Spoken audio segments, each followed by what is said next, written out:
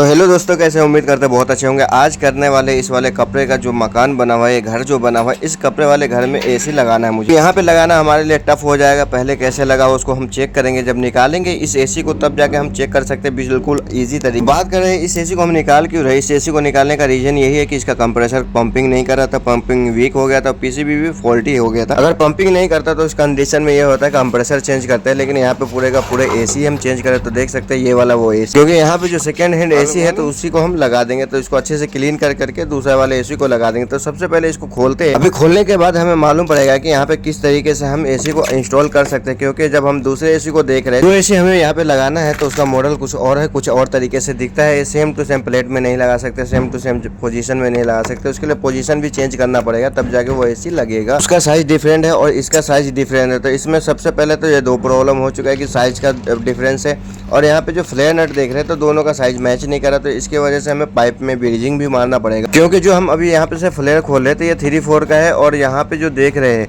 ये 3/8 का। 3/4 के साथ में 3/8 है, लेकिन जो हमारा उस एसी का यूनियन जो है वो 5/8 3/8 है। तो उसकी वजह से इस वाले पाइप को हम काट करके निकालेंगे और दूसरा पाइप से यहाँ पे छोटा सा पीस लेके ब्रीजिंग मार। बहुत कुछ सीख सकते हैं इसका जो खोलने का, जो कवर खोल करके तब जाके इसका फ्लेयर खोला जाता है। वायरिंग कनेक्शन होता है, वायरिंग कनेक्शन का भी आपको मैं दिखाता हूँ। तो यहाँ पे वो वायर कनेक्शन होता है, तो ये भी बहुत टफ है।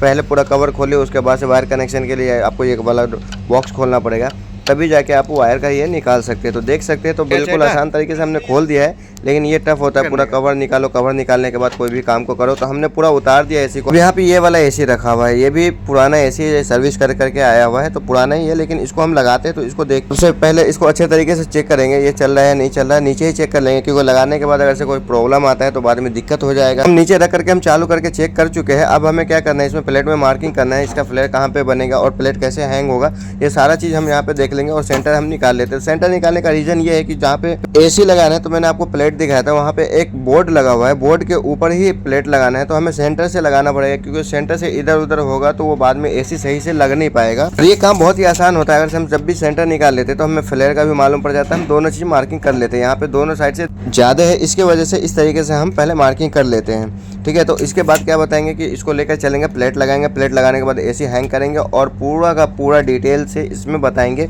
किस तरीके से कमीशनिंग किया जाता है। इसका आउटडोर भी चालू करके दिखाएंगे। ये देख सकते हैं, तो यहाँ से हमने पूरा प्लेट का मार्किंग कर लिया, आपको दिख रहा होगा।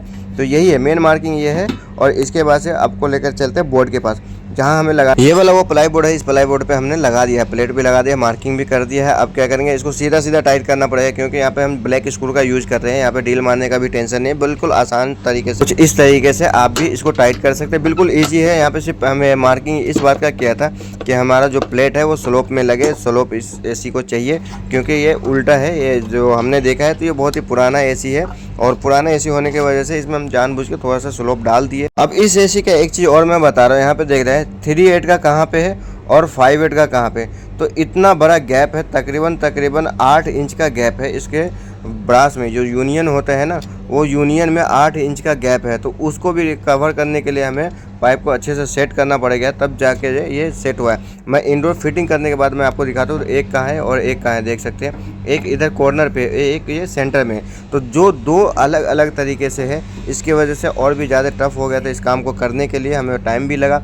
और लीक मैं हमेशा चेक करता हूँ, और मैं आइडिया ये भी देता हूँ कि आप लोग हमेशा लीक चेक क्या करें। लीक चेक करने से हमें ये कंफर्म हो जाएगा कि हमारा एसी 100% श्योर है कि इंडोर साइड से कोई भी लीक नहीं है। अब इसको ऑन करते हैं, आप इसको दिखाते हैं। ऑन करने के बाद ये अच्छा है, लग करके बहुत ही अच्छा दिख रहा है। तो ये आउटडोर ऑन हो गया है। इंडोर आए मजबूत तरतीब।